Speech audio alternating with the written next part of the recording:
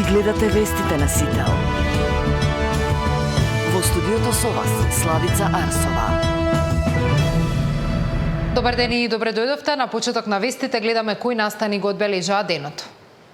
Властите во Софија имаат добри намери нека ги повлечат спорните амандмани за јазикот и идентитетот од Европскиот парламент. Мицкоски со повик за средба и конструктивност. Радев и Силјановска си разменија пораки во Тирана. 7 години од Преспанскиот договор, Македонија ги спроведе сите промени, 3 меморандуми за соработка се уште не усвоени во грчкиот парламент. Евакуирани првите особи на македонски државјани од Израел, 5 ден конфликт со Иран. Кочанската болница бара итно до екипирање со лекари и медицински персонал. Партиите се обвинуваат околу истрагата. 11 јули почнува судењето за онкологија. Финансии испрати писма до 22 меѓународни финансиски институции. Почна потрагата по кредитор за железничкиот коридор 10. Во овие вести во живо за евакуацијата на дел од македонските државјани од Израел. Останете со нас, почнуваме.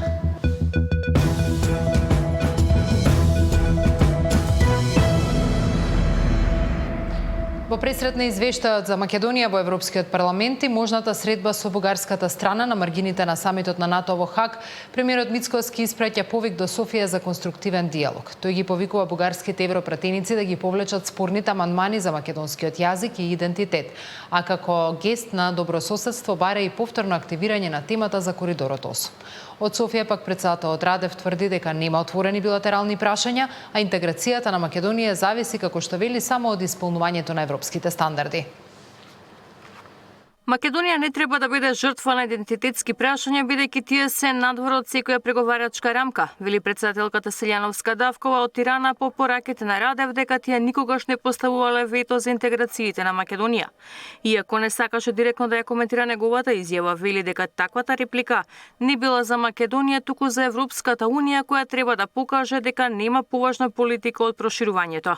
Ние не смееме да бидеме жртва на идентитетските прашања. Идентитетските прашања се надвор од било која преговарачка рамка, бидејќи се надвор од договорот за ЕУ, од Лисабонскиот договор и од Повелбата за фундаментални права. Значи, ние не бараме никаков ексклузивен статус. Ние бараме стандардно однесување.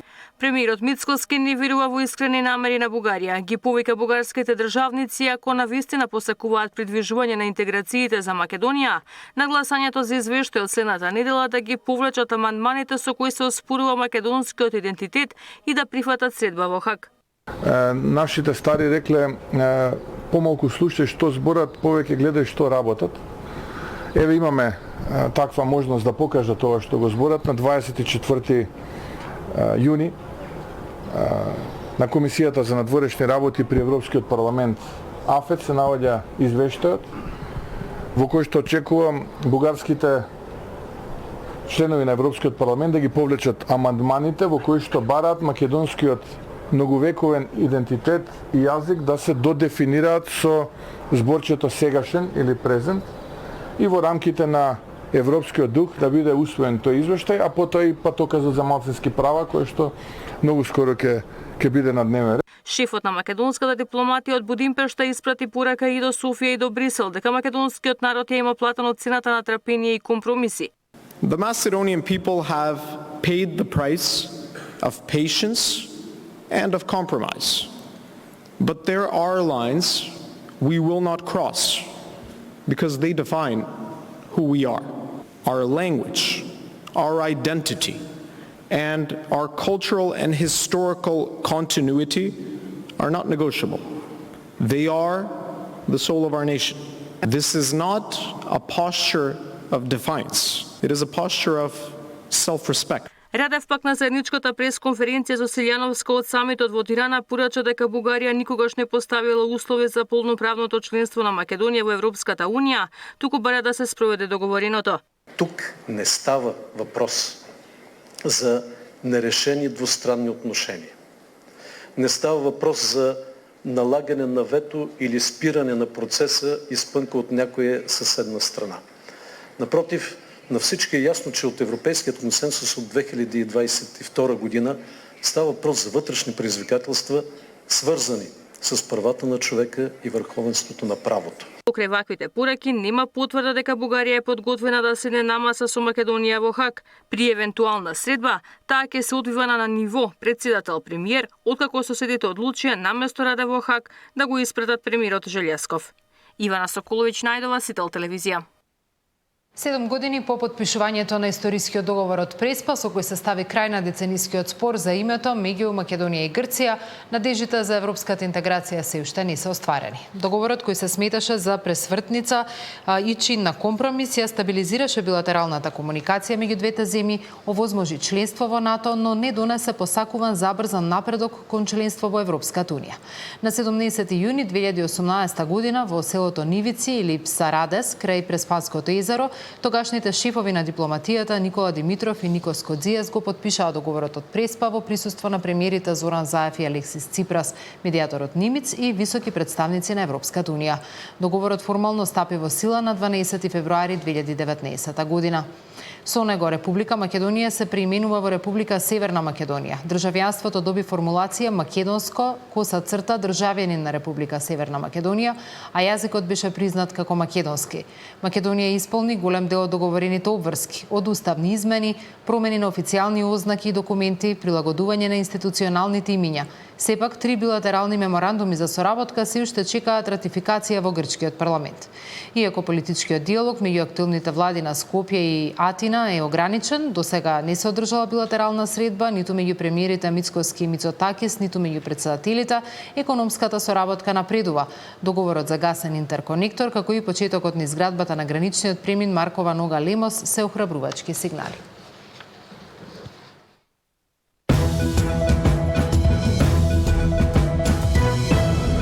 Последните разменети пораки меѓу Скопје и Софија. 7 години подоцна, вредат ли придобивките од Преспанскиот договор? Тема на денот во 19 со Александар Кржаловски, извршен директор на МЦМС.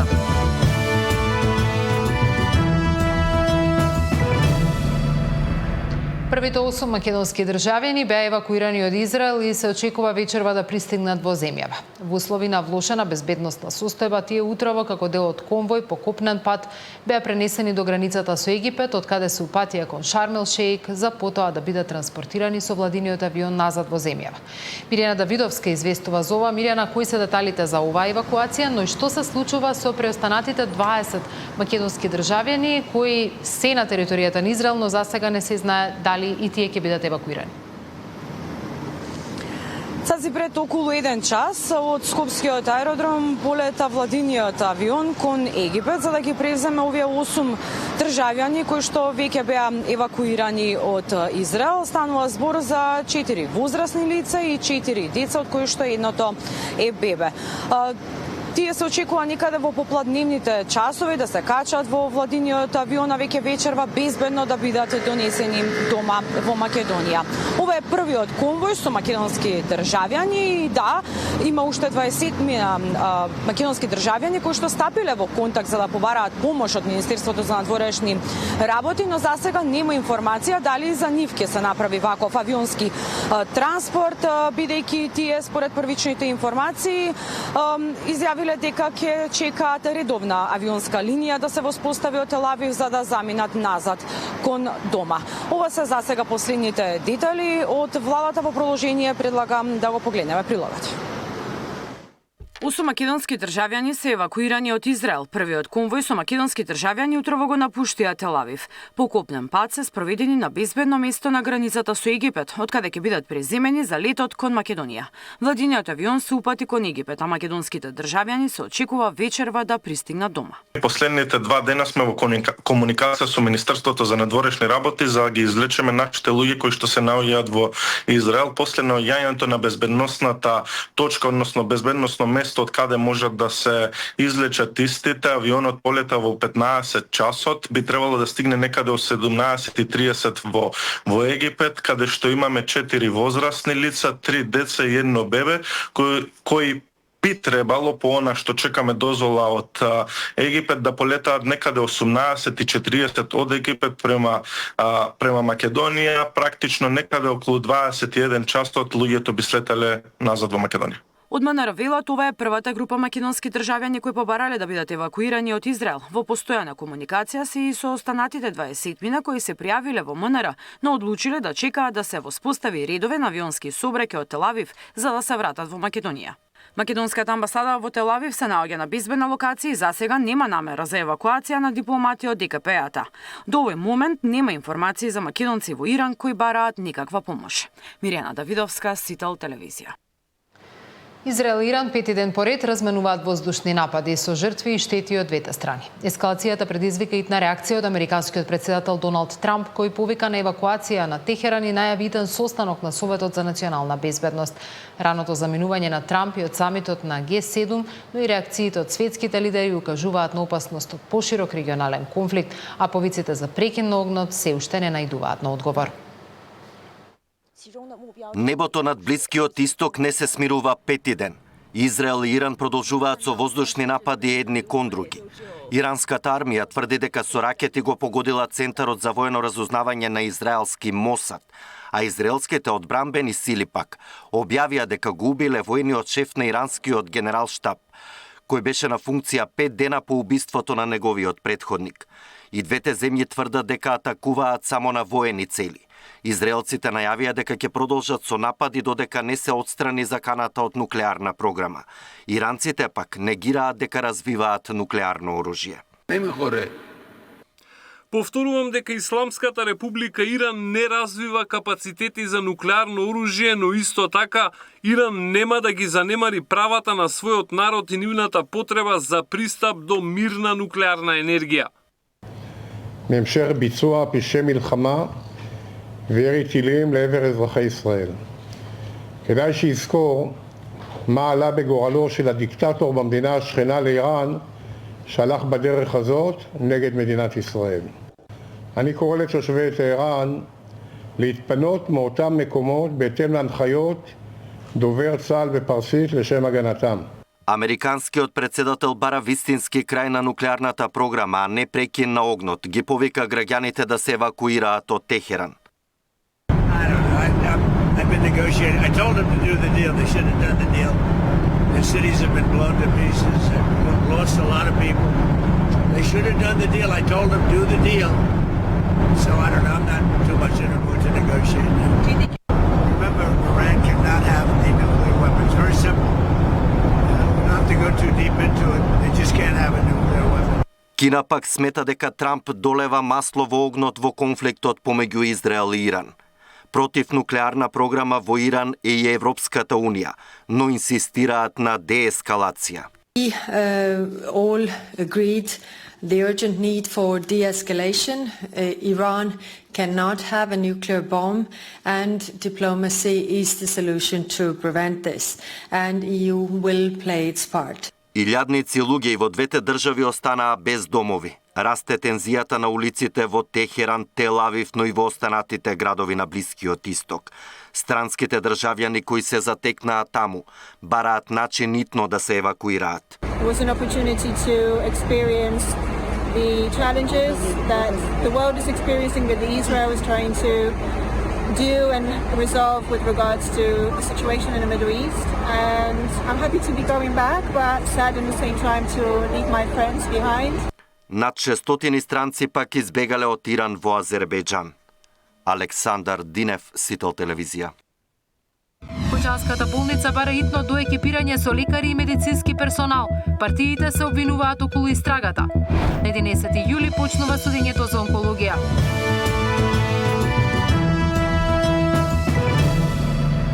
Кочанската болница итно бара засилување со стручни кадри, лекари, медицински сестри и друг персонал, за да може да одговори на зголемените потреби по трагедијата во Пулс.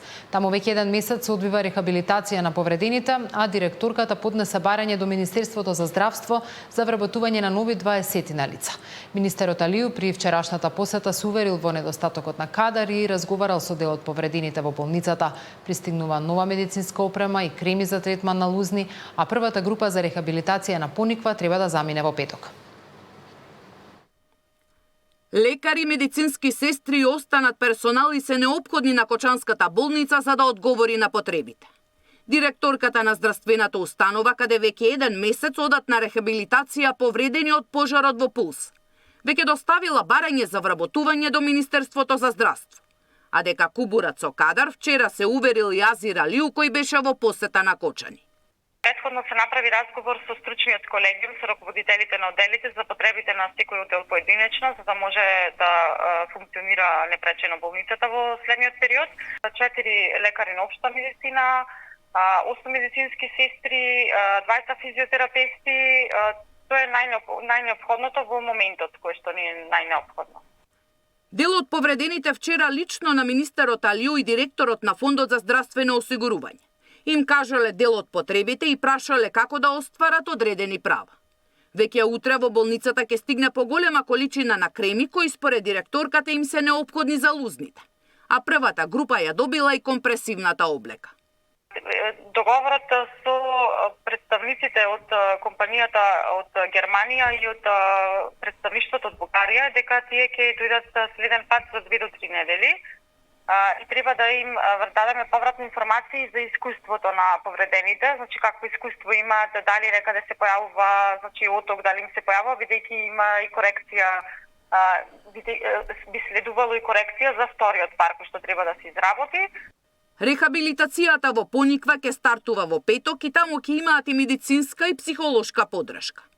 А 3 месеци по големата трагедија во која животот го загубија 62 лица, а 200 беа повредени. 5 мина се уште се на лекување во странски болници. Сања Димитровска, Сител телевизија.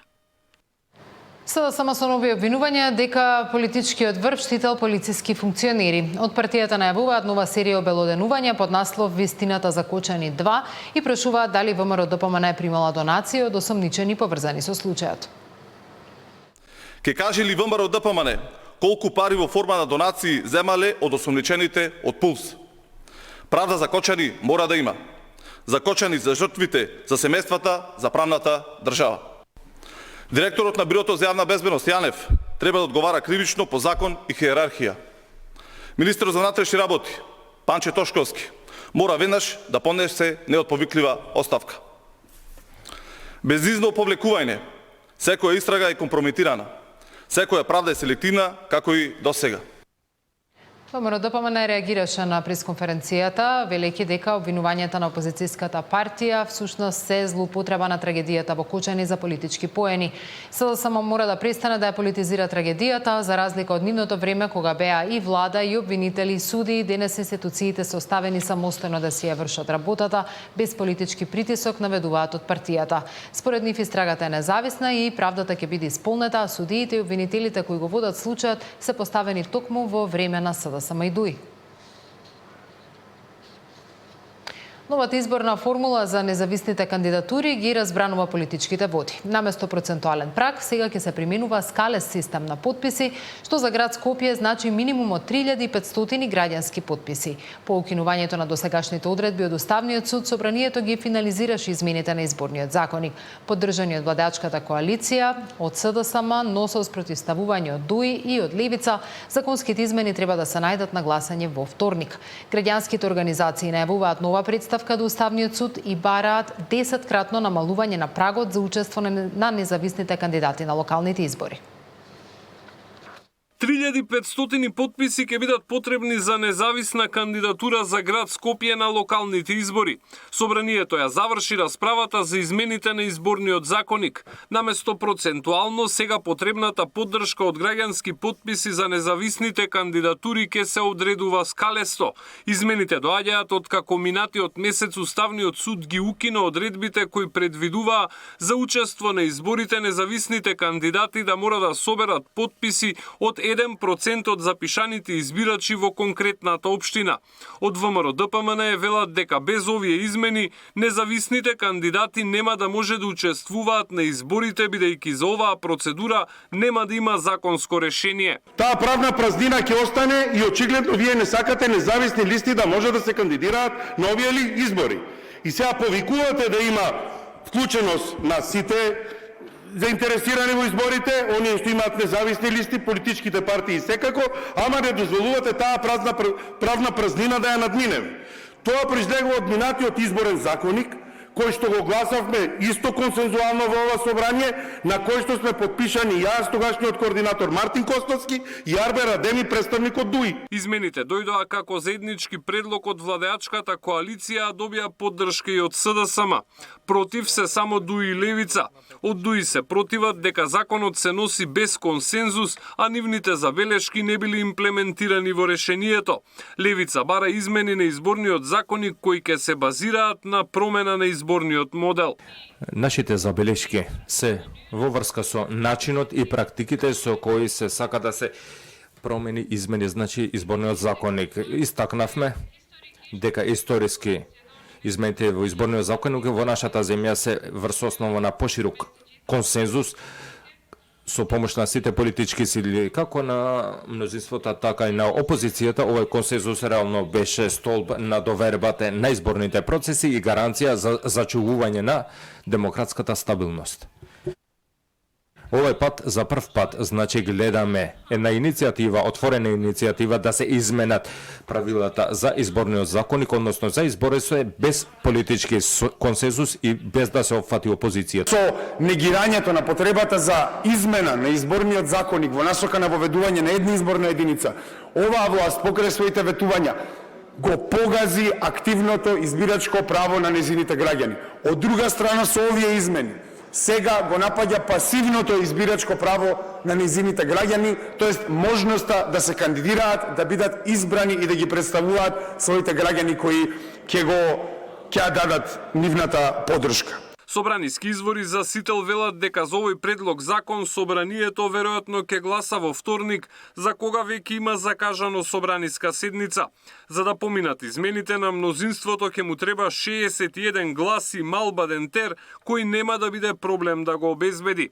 Повеќе граѓански здруженија од каде најчесто и се кандидираат независни кандидати на локалните избори веќе изразија несогласување со овие измени. Тие бараат прагот за учество на изборите да се намали за 10 пати. Најавуваат нова представка до Уставниот суд и барање до председателката да не го потпише законот. Александар Спасовски, Сител телевизија. 11 јули почнува судењето за онкологија. Финанси испрати писма до 22 меѓународни финансиски институции. Почна потрагата по кредитор за железничкиот коридор 10.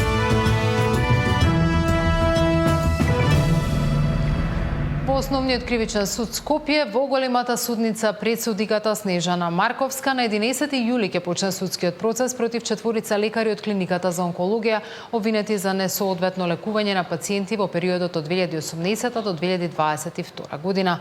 Според обвинението, онколозите не им ја обезбедувале соодветната терапија на онколошките пациенти, со што според обвинителството се нарушило нивното право на здравствена заштита. Основното јавно обвинителство Скопје ги повика сите оштетени од ваквиот третман да се јават и да сведочат во постапката. Во текот на истрагата, обвинетите лекари не доставиле докази во своја корист, а обвинителството смета дека има доволно елементи за покренување на обвиненија поради тешки пропусти во терапиите кои се давале или се ускратувале. Освен овој предмет, во теки постапка против двајца поранешни директори на онкологија, осомничени за злоупотреби при набавка на лекови. Обвинител Љубомир Куцевски најави нова истрага по последниот ревизорски извештај кој покажал сериозни неправилности во работењето на установата во истиот период. Обвинителството во Велес поведе постапка против 23 годишен жител на градот, осомничен за тешко кривично дело насилство врз дете и 6 кривични дела напад врз службени лица при вршење на работи од безбедноста. Обвинителството предложи мерка притвор поради опасност од повторување на делото и бегство. Според пријавата на 13 јуни, осомничениот физички нападнал девојче родено во 2016 година. Тој најпрво ја навредувал, потоа ја удрил по главата со метален предмет. Кога детето паднало на земја, продолжил да ја влече влече по улицата. По пријава од родителите на местото пристигнала полициска патрола. Осомничениот, држејќи секира и тесла, се заканувал на шестимина полицајци и се обидел да се приближи до нив и покрај наредбите да запре. Полицијата испукала 2 предупредувачки истрели, пошто осомничениот избегал и бил недостапен во следните 2 дена.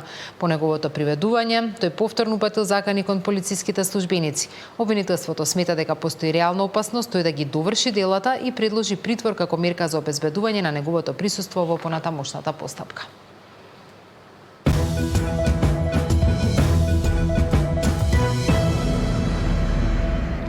Писмата до 22 меѓународни финансиски институции се веќе испратени. Државата официјално бара кредитор за изградбата на железничката пруга долж коридорот 10. Пратени се писмата кон 22 потенцијални кредитори за финансирање на брзата пруга долж коридорот 10. Државата ќе бара 1,9 милиарди евра за изградба на 200 километри двоколосечна пруга од Табановце до Евгелија. Договор ќе се склучи со меѓународната институција или банка која ќе понуди најниска камата, а британската Експорт банка е гарант дека државата ќе го враќа заемот. Од финансии велат дека барање за интерес е пратено до финансиски институции од Европа, САД, Јапонија и Обединетото кралство, а одговор од нив се очекува до крајот на месецот. Премиерот е оптимист, годинава очекува да се почне со градба. Ако се биде како што треба, оваа година очекувам почеток на изградбата на оваа пруга. Од Министерството за транспорт вела дека забрзано се работи на изработка на физибилити студија и врз основа на понудите кои ќе пристигнат од потенцијалните кредитори, ќе започне и подготовката на проектот. Владата ги анализирала цените од регионот и пресмета дека најниската цена за километар чини 8,8 милиони евра, додека највисоката 14,4 милиони. Ако се земе во предвид најниската цена, проценетата вредност за изградба на пругата би била 1,76 милиарди евра. За изработка на проектна документација и основен проект уште 4% од вредноста, како и најмалку 10% за експроприација и непредвидени трошоци. Со тоа вкупната сума за изградба би изнесувала 2 милиарди евра, од кои 95% ќе се бараат од финансиски институции, додека 5% или 100 милиони евра ќе треба да се обезбедат од буџетот.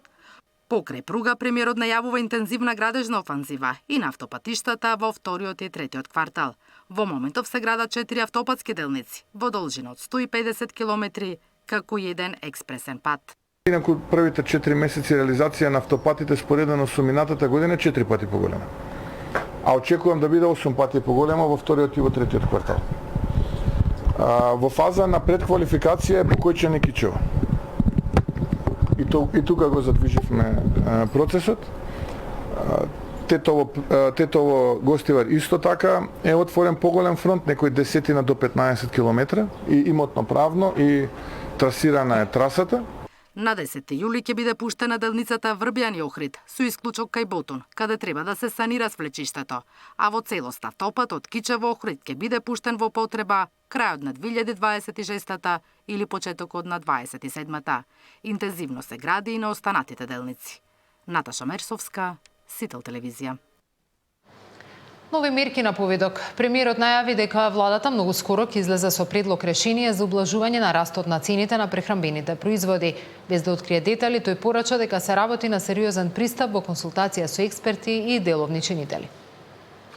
Размислуваме, се консултираме со експертската јавност, следиме што се случува со однесувањето на трговците, на производителите, на дистрибутерите, но и на ланците на трговци.